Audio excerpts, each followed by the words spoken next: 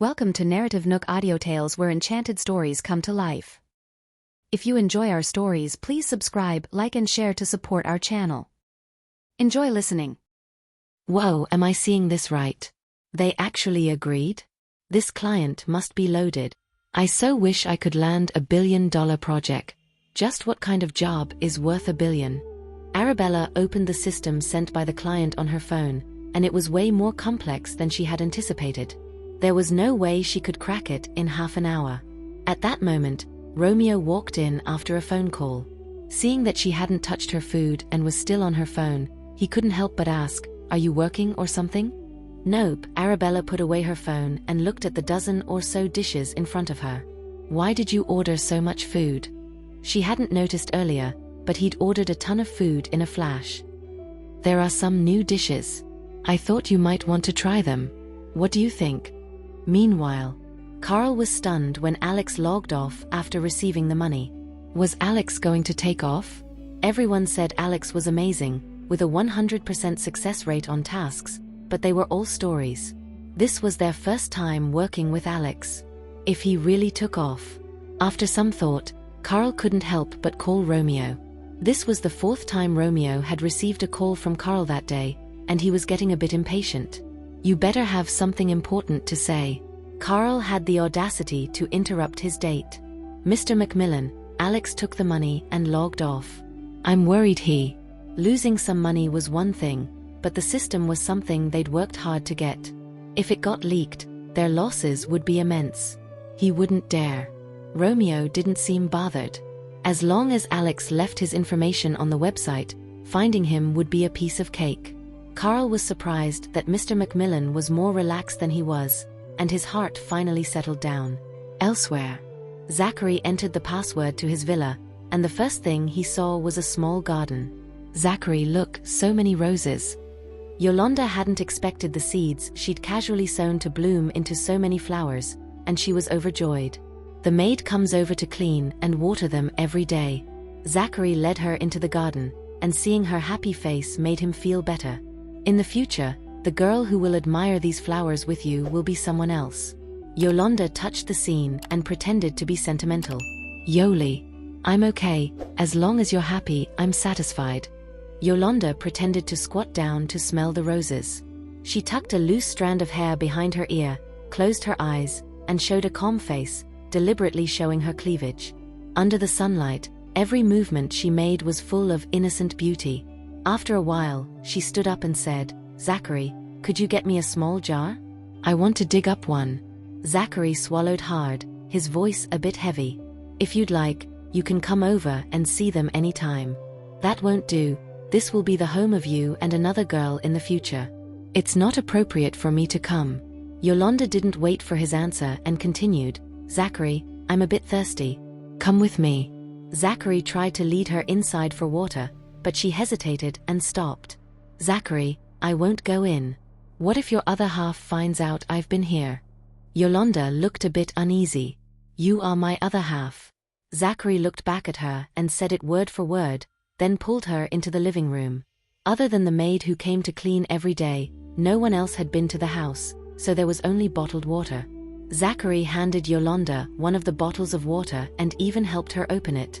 Yolanda noticed his small changes and was secretly delighted. She took a few sips, and while she was looking for an opportunity to drug his water, his phone rang. While he went to answer the call, Yolanda quickly poured the prepared powder into his water and mixed it well, then pretended to sit nonchalantly on the couch, waiting for him to return. After a while, Zachary came back from his call, took a few sips of water, and noticed nothing unusual. Yolanda breathed a sigh of relief, then softly said, "Zachary, could you show me around here again?" "Sure." Zachary took her hand and showed her the living room, kitchen, and bedroom. Looking at the large bed in the bedroom, Yolanda couldn't help but say, "In the future, you'll be here with another girl." She bit her lip, pretending to be heartbroken, and broke away from his hand to leave. Zachary quickly grabbed her hand, saw the tears in her eyes, and his last bit of reason was about to disappear. "Yoli." Zachary cornered her against the wall and passionately kissed her.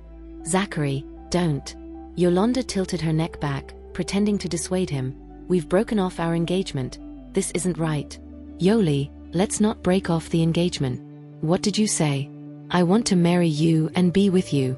Zachary had lost his reason, and all he had left was a promise. I will take responsibility for you. After a while, Yolanda looked at the boy sleeping next to her with a triumphant smile on her lips. If Zachary's mother knew about this, she'd be furious. Thinking about the old woman's angry face made Yolanda secretly pleased. The last one standing was still her, Yolanda. That old woman dared to encourage her son to leave her. She'll show her once she married into the Panther family. Yolanda leaned against the headboard and told Olga Murphy about it. Olga was thrilled because it meant Zachary had to take responsibility for Yoli for the rest of his life. This was great news. Mom, didn't you say you were going to invite all our friends and family to my party? You can start planning now. Zachary will be there too. Great, that's awesome. It wasn't until it got dark that Zachary opened his eyes. He heard some faint sobbing next to him. He turned his head and saw Yoli crying. Yolanda sat at the head of the bed, hugging a pillow, her eyes swollen from crying. She looked like a sad little bunny. Zachary, I wanted to, I don't blame you. Now that you're awake, let's just forget this ever happened. I need to go home. She pretended to get up, but Zachary quickly grabbed her hand. He saw the red marks on her neck and arms. Zachary was completely stunned. He didn't know how he could have lost control like that. Yoli was only 18. I'm sorry, Yoli, I lost control. Zachary helplessly pulled her into his arms and said, I once said, I'll take responsibility for you. At night, David sat on the swing in the garden, his gaze fixed on the direction of the front gate. It was getting late, and Bella hadn't come home yet. Had she been taken somewhere by Romeo? He wanted to call Romeo but held back. They were probably almost home. Edith, while massaging Louisa's shoulders, laughed and said, David seems to be anxiously waiting for Bella's return. Let him wait, and he should have come home earlier to look after Bella, Louisa said. I heard David was on a variety show. He's super busy and can't get away. Edith explained. So, for him, making money is more important than looking after Bella? Louisa retorted. Of course, it is David who earns money to give Bella a better life. Edith laughed. I heard David gave Bella a no-limit credit card. Really? Louisa asked in surprise. Absolutely true, Edith confirmed. Louisa thought to herself, and she should also give Bella a no-limit credit card. She decided to give her one when Bella came home. After dinner at Moon Lake Bay, Romeo took Arabella to see a movie. They didn't book the whole cinema, but like any other couple, they went to the ticket office to buy tickets. The cinema manager saw Romeo and thought she was seeing things. She rubbed her eyes and found that the man standing in front of her was indeed their CEO, Romeo. The entire mall belonged to him. Was he here to inspect the work? Or? Her eyes fell on the girl beside Romeo, who was very beautiful. Could it be that Romeo had a girlfriend and he brought her out for a date today to experience the life of ordinary people? Just as the manager was about to say that the movie tickets could be free, Romeo said, "Treat me as an ordinary customer." The manager got it. Romeo was out experiencing life with his girlfriend. What movies have been popular with girls recently? Romeo asked. David. The manager replied, "There's a hot romance film starring David. Choose another one." Romeo immediately replied. The manager was a bit surprised. Didn't Romeo like David? She again suggested, "There's also a very inspiring youth film, but the actors are not very well known." 2 tickets, Romeo said. "Okay, please wait a moment," the manager said. Although the manager wanted to remind Romeo that everyone was buying tickets on their phones now, she thought Romeo was so busy he might not know about this. He didn't seem to care about the little money, so she quickly prepared 2 tickets and politely said, "Please enter from entrance A." Romeo took the tickets and left hand in hand with Arabella. Watching their elegant backs, the manager wanted to take a picture with her phone, but she didn't have the guts. Mr. Macmillan was dating. Many girls' dreams of dating Mr. Macmillan were about to drain.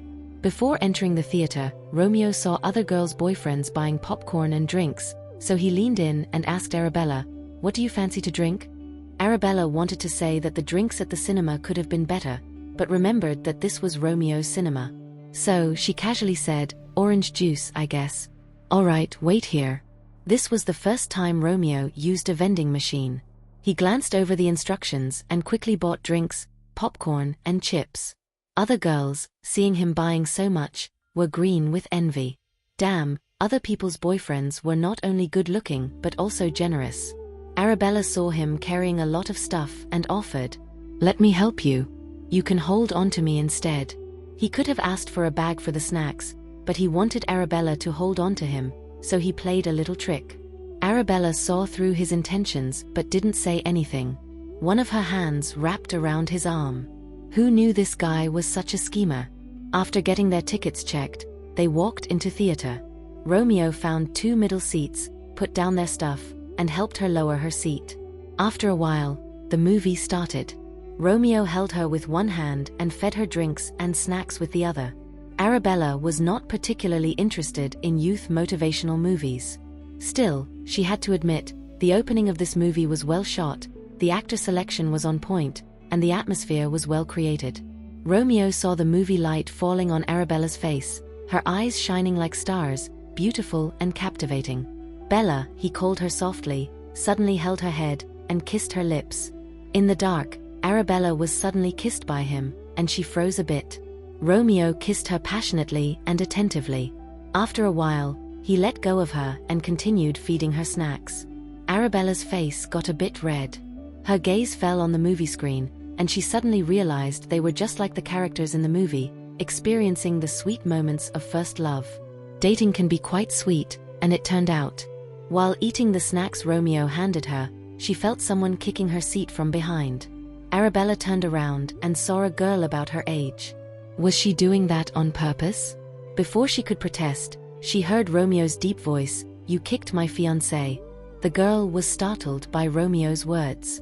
Her face turned red instantly, maybe because she didn't expect Romeo to be so handsome or because she didn't expect him to protect the girl next to him so actively.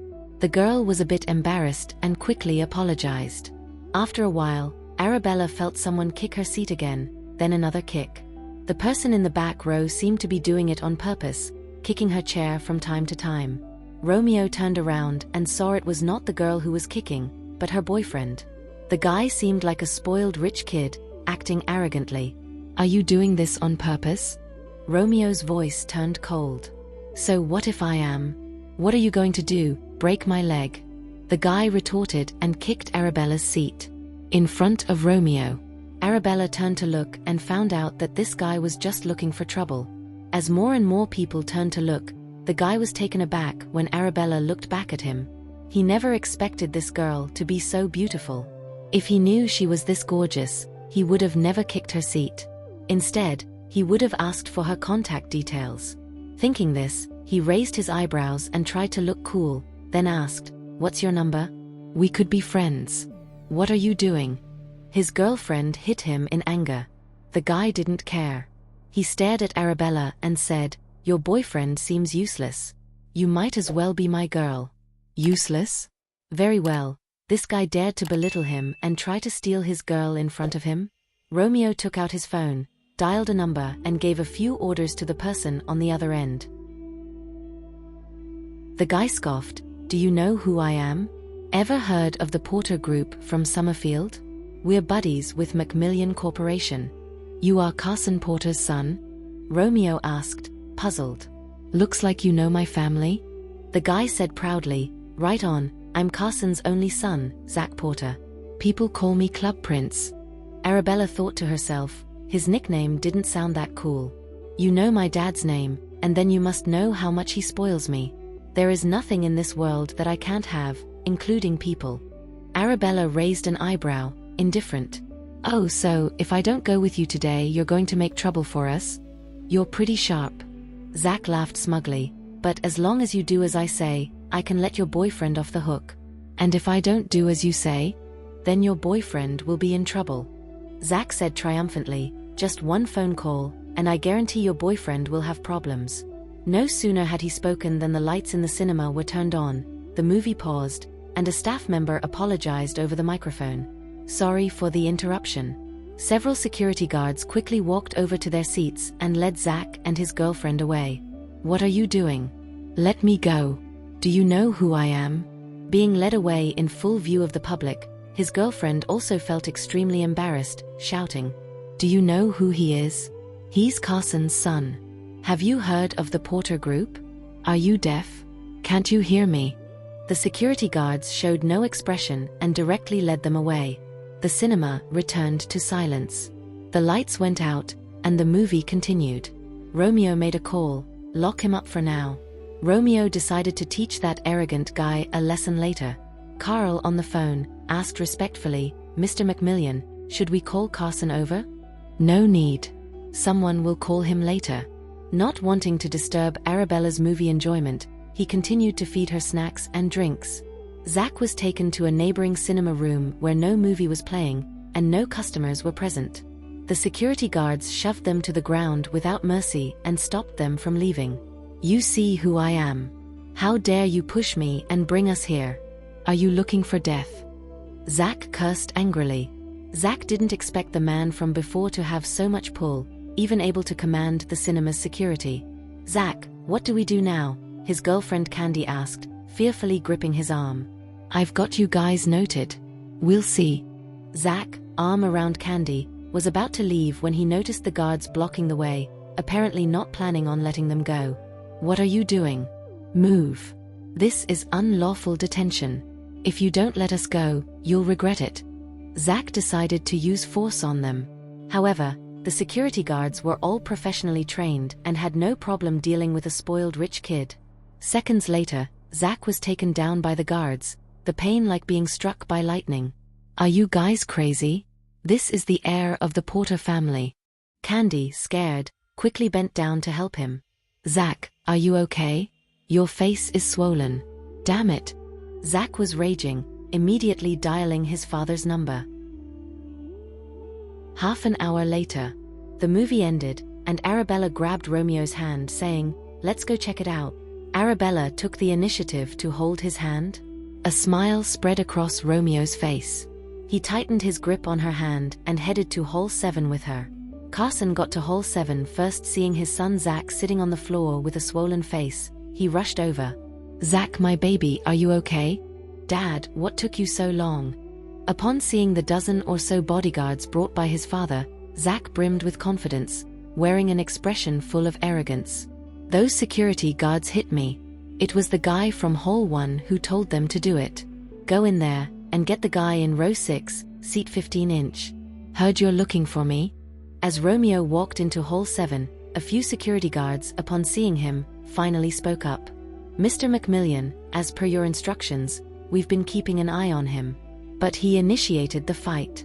We accidentally hurt him in self-defense." "Mr. McMillian? Romeo?" Carson's legs went weak at the sight of him. He walked up awkwardly. "Mr. McMillian, what brings you here? Didn't your son tell you?" Carson vaguely sensed that something was amiss and quickly looked towards his son. Zach was already scared when the security guards addressed this man as Mr. McMillian. Seeing his father's fawning demeanor, he broke into a cold sweat. This guy was Mr. McMillian, the Romeo of McMillian Corporation? He was screwed. Carson saw his son was stunned, knew he couldn't count on him, and hurriedly apologized to Romeo. "I don't know what my son did to upset you. My apologies." "No biggie, just bullying my fiancée in front of me, and even wanting her to be his wife." "What?" Carson went weak all over. Although he knew about his son's character, Romeo's status was highly respected. "Jerk." Carson, in a fit of rage, turned around and slapped his son hard across the face. Zach, who had never been scolded like this by his father, was stunned by the sudden slap. Candy, standing nearby, was too frightened to speak. Earlier, while watching the movie, she had noticed that this guy looked quite handsome and seemed attentive to his girlfriend, feeding her, even kissing her. She felt a pang of jealousy and kicked the back of Arabella's chair in the heat of the moment. Later on, Zach, in an attempt to help her, intentionally kicked the back of Arabella's chair once more. They were screwed. "Carson, why didn't I know that the McMillian Corporation and the Porter Group were buddies?" Hearing this, Carson knew his son had been bragging too much. "Buddies? The Porter Group wasn't even qualified to shine Romeo's shoes. Normally, he could tolerate his son's bragging, but now, he was bragging in front of Romeo. Carson felt dizzy, his vision blurred, but he forced himself to stand steady. "I'm sorry, Mr. McMillian, it's all due to my poor parenting. I hope you can forgive us for this mistake." He turned around and scolded loudly, "What are you still standing there for? Apologize to Mr. McMillian and his fiancée now." He glanced at Mr. McMillian's fiancée, and his face turned pale. It was her. The founder and top dog of Arabella Investment. Arabella Investment was a big-name venture capital group under Solterra, and its founder, Arabella Investment, was known as the god of investment. Any project that she approved and invested in all turned out to be tremendous success. A lot of small businesses had grown leaps and bounds because of their investments. Back when he went to Arabella Investment to seek funding for a project, he had the chance to meet this female powerhouse. He was quite a distance away, but he could see the respect that Solterra's CEO Dylan had for her. He was taken aback. The outside world was unaware that the founder of Arabella Investment was actually a woman. His dumb son actually dared to cross two of the most influential people they should never mess with.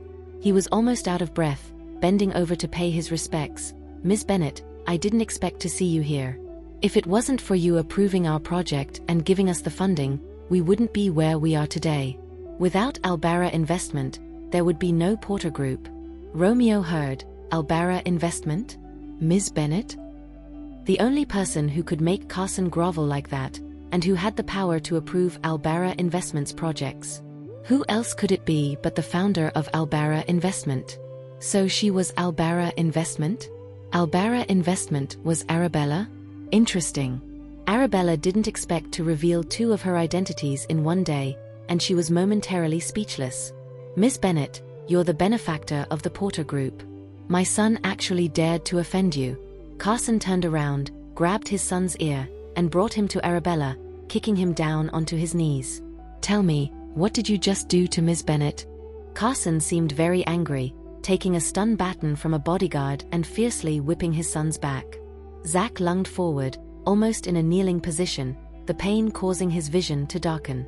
He didn't expect his father to hit him so hard. He was really beating the hell out of him. It took him a while to recover enough to stammer, "It was Candy. She kicked Ms. Bennett's chair first several times, and I wanted to help her, so I kicked it too. Ms. Bennett's chair is something you can kick whenever you feel like it. If you don't want your leg, you can cut it off.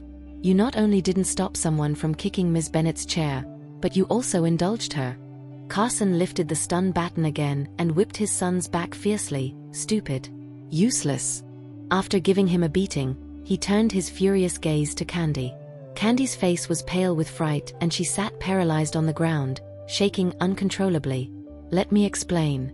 You lawless people are always causing trouble for me. Someone take her away and teach her a lesson."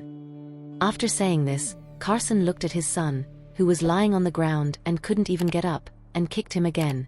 "Are you mute? Apologize." Zach, who had been spoiled since childhood, had never experienced such hardship. He spat out a mouthful of blood. "Ms. Bennett, I'm sorry, Mr. McMillian, I won't do it again." "Speak up," Carson roared. "Ms. Bennett, I'm sorry. Mr. McMillian, I'm sorry." Who would have thought that Romeo's fiancée was the founder of Arabella Investment? Zach deeply regretted his actions, cursing his lack of foresight for messing with this girl, and in turn, angering Romeo. Arabella looked at his pitiful state and casually said, "Didn't you say that if I don't go with you today, you're going to make trouble for us and make my fiancé suffer? You even said you would call someone to make sure my fiancé can't see the sun rise tomorrow." Hearing these words, Carson felt hopeless. He knew that a few apologies would not be enough for Ms. Bennett to forgive them. Now the Porter Group was worth $300 million. If it was gone, it was gone, but there were more than 100 people in his family. It was said that Arabella Investment had a wide connection, and even the biggest news can be easily deleted. Those who had offended her in the past all disappeared without a trace. And Romeo would definitely not let his fiancée be humiliated by these insignificant people. With these thoughts, Carson closed his eyes, took a deep breath, and seemed to have made a decision. "My foolish son has offended you. Today I will surely give you a satisfactory answer. He gripped the stun baton and walked towards his son. Dad, what are you going to do? Zach had never seen his father with such a terrifying expression, as if he was going to kill him. He struggled to crawl, trying to get as far away from his father as possible, but Carson stepped closer and closer with the stun baton, his voice cold. Which leg did you use to kick Miss Bennett? Dad, I'm your son. Zach crawled away in fear, guessing his father's intentions, his voice sobbing, without a leg, I'll be a cripple. Dad, can you bear to see me spend the rest of my life in a wheelchair? You should be grateful you still have a wheelchair, what more do you want? If he could trade one leg to save his family's lives, he should consider himself lucky. Since you won't say, then let's just pick a leg. Carson struck the stun baton fiercely on his left knee. Zach screamed out in pain, hearing the sound of his bones shattering. The pain almost made him faint. Romeo covered Arabella's eyes. Kids shouldn't see these things. Kids? She didn't even blink when firing in the triangular zone, and he actually called her a kid? Carson was about to hit again when he heard Zach's screams. Dad, it hurts, stop hitting me, I know I was wrong, please. How could Carson not feel pain? He knew better than anyone that even if Albara Investment let them go today, Romeo wouldn't. They had to give them a satisfactory answer. The current price was losing a leg. Regret was already useless. After a while, he wiped the tears from the corner of his eyes, and looked at the couple in front of him in a humble and ingratiating way. Mr. McMillian, Miss Bennett, my stupid son has already paid the price. I wonder if you could be a little more lenient and give us a chance to save our lives. Let's go. Arabella, holding Romeo's hand, decided not to pursue it any further. Romeo gave Carson a look, and Carson quickly said, Mr. McMillian, don't worry, he can only stay at home from now on. He won't have any chance to offend you. It was only after hearing this that Romeo turned his gaze away and left with Arabella. Arabella knew that if it weren't for her and Romeo's special status, if they were a regular couple, their ending would have been much worse. How many other identities do you have that I don't know about? Romeo asked, looking down at the little girl beside him. Not many. So did that mean there were still more? Romeo's gaze softened. He hadn't expected her to have so many identities. What had she gone through to become so strong? Were the Murphys mean to you? Romeo seemed to have guessed something and suddenly asked. Indeed, they weren't the kindest. You must have had a tough time when you were little. As Romeo mentioned this, he halted his steps and couldn't help but hold her tightly. Arabella was suddenly embraced by him, smelling the fresh scent from his body. A wave of warmth enveloped her, thawing her icy heart bit by bit. I'll be here for you from now on. Romeo raised her face, looking at her tenderly. If you ever feel wronged, tell me. Don't bottle it up, okay? Okay. Arabella gave him a gentle smile. She smiled at him. Romeo couldn't help but lower his head and kiss her. It was evident that he was head over heels for the girl in front of him. The sincerity in his eyes was enviable, almost driving people nuts. Romeo was so handsome. Who knew he had such a warm and sensitive side? This girl was so lucky to be pampered by him. Romeo left her lips, looking at her tenderly. I'll carry you. Arabella was wearing high heels today, and Romeo didn't want her to feel tired. But she whispered, we're in a movie theater. Does the theater forbid carrying one's fiancé? Arabella was silent. No, it didn't. Romeo didn't care about the stares of others, reaching out his hand. But Arabella didn't want to draw attention. The mall was bustling, and she was used to wearing high heels to look more mature when she went to Albara Investment before. Romeo didn't wait for her refusal, suddenly sweeping her up into his arms. You're so light, you should eat more. Arabella looked up at him. If I get fat, can you still carry me? Even if you gain 100 kilograms, it's no problem. 100 kilograms, what would she look like? A ball? Do you still want me then? Don't even mention 100 kilograms. Romeo looked down at her, his voice filled with indulgence. No matter how fat you get, I want you. I only want you in this life. Arabella lowered her head, her cheeks heating up. Don't think you can get away from me just by getting fat. Romeo said seriously, with a hint of indulgence and pampering. You'd be adorable if you put on some weight, and I can't wait to see what you'd look like. Arabella was speechless. Well, he won't see that in this lifetime. In the future, you don't have to wear high heels when you're out with me, Romeo said, carrying her forward, his figure tall and strong. High heels aren't good for your feet, and they're uncomfortable. You know about these things? My company has a women's shoe production line. Next time, I'll take you to the site to pick out a few pairs. Romeo smiled at her. If you can't find any shoes you like, you can consider me instead. He was always finding chances to flirt. Wow, look, he's carrying his girlfriend. That guy is so handsome, tall and good-looking. Although we can't see the girl's face, her figure is amazing. She must be pretty. Romeo carried Arabella to the car, fastened her seatbelt, and drove her home.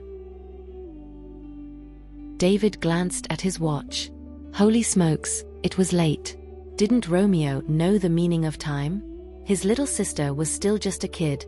Why was she coming home so late? As the clock struck 9, Romeo's car suddenly pulled up in front of the villa. David saw it and immediately rushed over with joy. His little sister was home. She was finally back. As soon as Arabella got out of the car, she saw David looking at her with anticipation and warmly calling her Bella. She was a bit puzzled. What was he expecting? Could it be? I didn't bring you any late-night snacks, Arabella stated honestly. No worries, I'm not hungry. I don't eat late-night snacks, David asked with a smiling face. Did you have fun today? Very fun. Were you bullied by anyone? No. With Romeo's protection, she was safe and sound. That's good, as long as you're happy. David patted her head. What a good kid, so cute and adorable. You're her brother. Romeo didn't like this display of affection. Bella is such a good girl. What's wrong with me patting her and complimenting her? David couldn't believe that Romeo had hogged all of Bella's time today and wouldn't even let him touch her hair. What kind of logic was this? Where were the manners? Let's go in, Arabella said and turned to Romeo. Drive safe. Okay. Romeo also patted her head, surprised that she reminded him to drive safely. Such a good and cute girl. Romeo, get your hand off her. Bella is such a good girl, such a cutie. What's wrong with me patting her and complimenting her? David didn't expect Romeo to mimic his tone, which made him even more furious.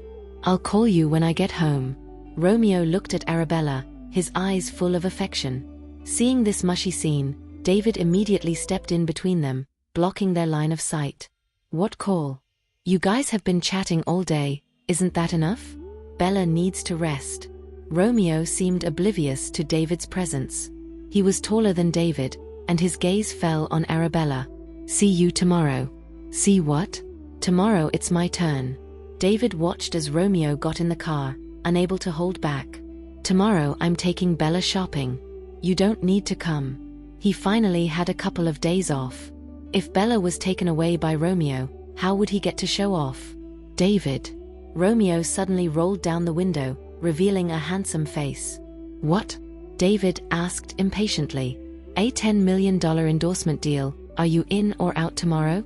The one from Macmillan Corporation? But considering Arabella, David didn't hesitate to firmly refuse. I'm out. $30 million. Romeo, don't talk to me about money. $100 million. David immediately leaned towards the car window to ask, what time does it start? Romeo gave a slight smile. From 9 in the morning till 9 at night. The whole day. This cunning person was willing to spend money to buy his entire day, all just to keep him from accompanying Arabella. It was really outrageous. But if you finish the shoot early, you can leave early. Really? You said it yourself. David finished, smiling at Arabella. Bella, I'll earn some extra pocket money for you tomorrow, and take you out the day after. Be good, okay? Arabella was at a loss for words. You really don't need to work your butt off, I'm loaded. After saying this, Arabella added, I've got more than enough. Bella, listen to me, sweetheart. Money you can't use should be socked away. Life's a long haul and there will always be expenses. It's always good to be prepared. David added, patting her head with a grin. I don't feel worn out at all. Don't worry about me. As they stepped through the grand entrance of Reflections Villa, Arabella took notice of David's dapper outfit. You look really sharp today, she commented. Really? You like it, Bella? Then I'll wear it just for you every day. Arabella was speechless. That was not necessary. In the living room, when Serena descended the stairs, she casually noticed a plethora of beautifully wrapped snacks on the table and was tempted to rip one open.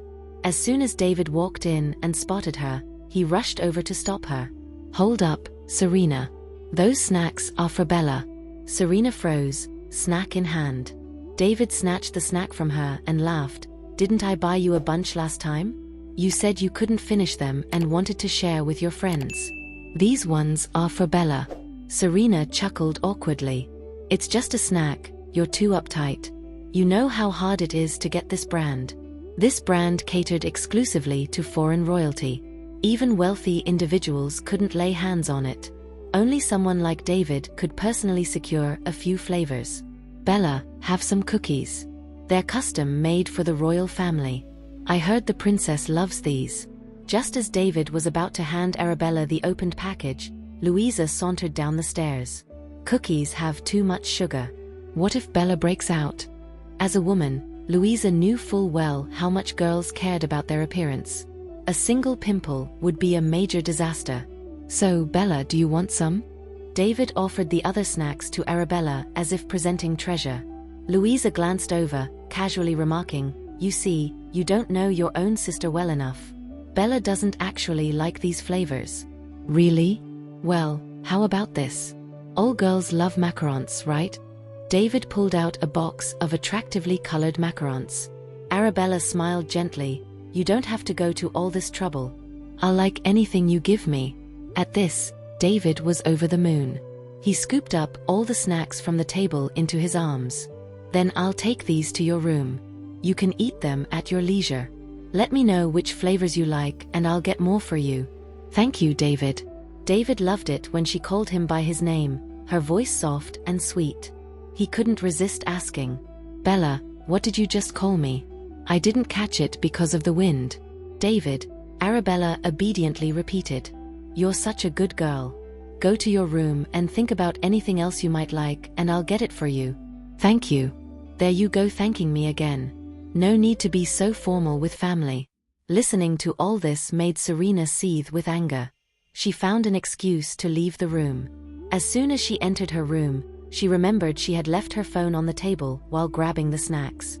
As she was heading back downstairs to fetch it, she heard Louisa's voice. Bella, this is your allowance. Louisa stuffed a bank card into Arabella's pocket. Arabella pulled it out. Why are you giving me money again? She had already given her money several times before. I've been throwing chump change at you before, but today your bank card's got no limit. Just buy whatever you fancy, don't sweat it. Mum, why are you copying me? David, who was munching on snacks, quickly looked up. Are you trying to outshine me? Do you know how hard it was for me to win Bella's heart? So, only you can shower Bella with gifts, and I can't? Louisa insisted she accept. Just take it. I didn't bring it out earlier because Serena was there, and I didn't want her to think I was playing favorites. Upon hearing this, Serena upstairs clenched her fists in frustration. How could this be fair? Wasn't this blatant favoritism? Just take it. No more refusals. Louisa wouldn't let her return the card. Holding her hand, she said, Your dad told me you aced the test, so we have to celebrate. Your grandparents aren't well yet, and your other grandparents and uncles are abroad. We don't want to invite those distant relatives, so we're thinking of having dinner at Romeo's place and introducing you to your uncle. My uncle? Turned out she had an uncle? Your dad has a brother and a sister. Louisa said with a smile, but your aunt lives abroad, she's busy and seldom comes back. After your grandparents recover, I'll invite your aunt's family so our big family can reunite. For now, we'll meet your uncle's family. Okay. Seeing her agreement, Louisa arranged, then I'll book it for the day after tomorrow, at the Dawn restaurant. I'll let Romeo know to reserve the largest private room for us. Okay. Arabella chatted with her for a while before heading upstairs to take a bath. Serena was filled with jealousy. Her grades were not bad either, but her mother didn't host a banquet for her. The next day, Arabella walked out of Reflections Villa's gate and handed the prepared gift to Romeo. This is for you. Romeo was surprised. He had a gift? This was the first time he received a gift from her. He couldn't help the joy and excitement, opening the bag to find a variety of items. I made the clothes myself. She would make clothes in her spare time. After completing a few sets, she thought it was too little and prepared other things. And this, you're under a lot of stress. These are tablets, you can drop one in water and drink it when you have time. Arabella took out a small bottle. She made the medicine herself, which could alleviate stress and be beneficial to physical and mental health. He had other gifts to receive. Romeo, holding the gift in one hand and hugging her joyfully with the other, whispered in her ear, "You're the best gift heaven has ever given me." Arabella could tell he was happy. She didn't expect him to be so thrilled over some random things she prepared. Her mum was right that Romeo had given her so many gifts, and it was only right for her to return the favor. Thank you for listening. If you have enjoyed this story, please like and share so others can see it too. Also hit the subscription button and notification bell so you can be notified on our next release. Thank you for your support. God bless you.